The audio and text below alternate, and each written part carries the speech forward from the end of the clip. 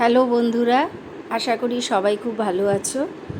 তাই এসে গেছি একটা নতুন ব্লগ নিয়ে, পনিরের একটা আইটেম নিয়ে।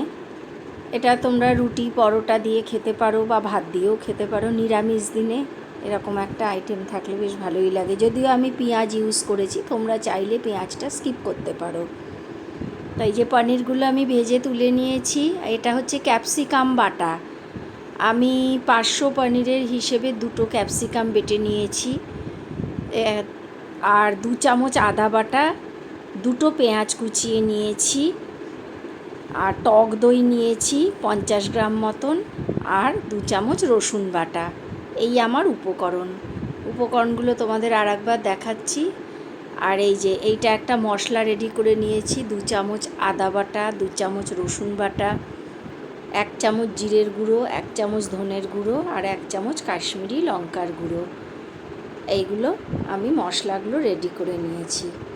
তেলের মধ্যে সে পেঁয়াজটা দিয়ে দিয়েছি, দিয়ে আর এই মশলাগুলো আমি ছেড়ে দিয়েছি। পেঁয়াজটা খুব বেশি ভাজা, অল্প একটু ভাজা ভাজা হয়েছে, তখনই আমি মশলাগুলোকে ছেড়ে দিয়েছি।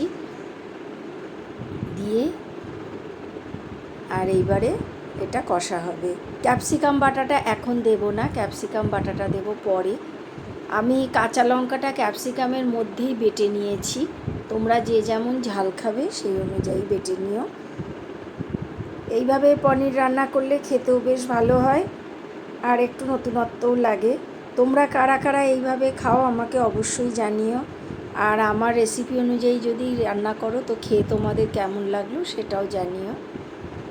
এই যে পেঁয়াজটা ভাজা হয়ে গেছে, পেঁয়াজ দিয়ে মশলা দিয়ে বেশ কিছুটা আমি কষিয়ে নিচ্ছি। আন্দাজ মতো একটু লবণ আর একটু হলুদ দিয়ে দিলাম, দিয়ে আমি আবারও এটাকে ভালো করে কষিয়ে নিচ্ছি। যে আর আমি অল্প 1 চামচ মতন চিনি দিয়েছি। একটু মিষ্টি মিষ্টি হলে নিরামিষ জিনিসটা ভালো লাগে। তোমরা পেঁয়াজ ছাড়াও করতে পারো যদি নিরামিষ করো। আমি পেঁয়াজ দিয়েছি। এবারে এটা ভালোভাবে কষা হচ্ছে। মশলাটাই ধরো মিনিট 10 মতন কষা হবে। গ্যাসটা লো মিডিয়াম থাকবে। এরপরে কিছুটা মশলাটা কষা হওয়ার পরে আমি দইটা ছেড়ে দিলাম। এবার দইটা দিয়ে আবারও একটু নাড়াচাড়া করে দেবো। 50 গ্রাম মতো টক দই দিয়েছি 500 পনিরের জন্য। দিয়ে এবার এটা ভালোভাবে কষা হবে। তেল ছাড়া অবধি অপেক্ষা করব, একটা সুন্দর গন্ধ বেরোবে। চিনিটা অবশ্যই দেবে 1 চামচ, কারণ একটু মিষ্টি মিষ্টি হলে টেস্টের ব্যালেন্সটা সুন্দর হয়। এই যে দেখো মশলাটা কষা হয়ে গেছে। এইবারে আমি দিয়ে দেব ক্যাপসিকাম বাটাটা। এই যে 2টো ক্যাপসিকাম আমি মাঝারি সাইজের বেটে নিয়েছি কাঁচা লঙ্কা দিয়ে। এবারে এটা দিয়ে খুব ভালো মতন কষা হবে ক্যাপসিকাম বাটাটা দিয়ে। এর একটা খুব সুন্দর গন্ধ আসে, যার জন্য পনিরটা এত স্বাদ হয় খেতে। এই যে ক্যাপসিকাম দিয়ে আমি আবার ভালোভাবে আরও একটু কষিয়ে নিচ্ছি মশলাটা।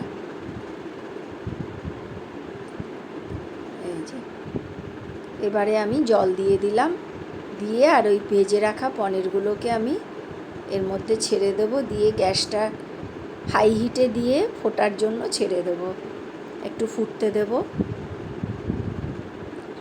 এই যে পনিরগুলোকে এবার আমি ছেড়ে দেবো।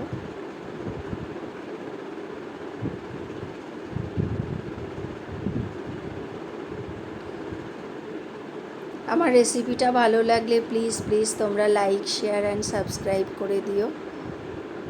এই যে মোটামুটি 5 থেকে 7 মিনিট ফুটলেই এটা হয়ে যাবে। তবে তোমরা যে যেমন গ্রেভি খাবে সেই অনুযায়ী তোমরা নামাবে। যদি একটু শুকনো শুকনো খাও তাহলে আরও টানিয়ে দেবে, আর যদি একটু গ্রেভি গ্রেভি খাও তাহলে সেইভাবে রসাটা থাকতে থাকতেই নামাবে। এই যে দেখো বেশ আমি এই পর্যায়ে নামিয়েছি, কারণ এই যে বেশ একটু তেল তেলে হয়ে গেছে জিনিসটা। এটা আমার তৈরি হয়ে গেল ক্যাপসিকাম পনির। তো এই যে এইভাবে আমি গ্যাসটা এখন বন্ধ করে দিয়েছি। ভিডিওটা আজকে আমি এখানেই শেষ করছি। তোমরা সবাই খুব ভালো থেকো। টাটা।